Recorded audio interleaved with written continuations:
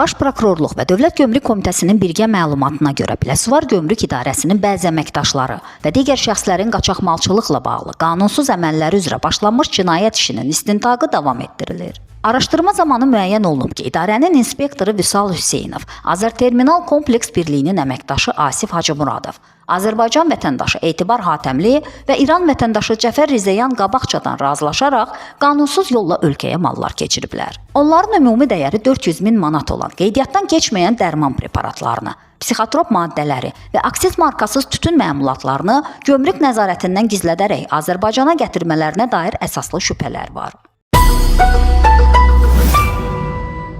Toplanmış materiallar əsasında adı çəkilən şəxslərə qaçaqmalçılıq, psixotrop və güclü təsir edən maddələrin qanunsuz dövriyyəsi, aksiz markasız malların idxalı və vəzifə səlahiyyətlərindən sui-istifadə maddələri ilə ittiham elan olunub. Məhkəmənin qərarı ilə Vüsal Hüseynov, Asif Hacımuradov və Etibar Hatəmli barəsində həbs qəti imkan tədbiri seçilib.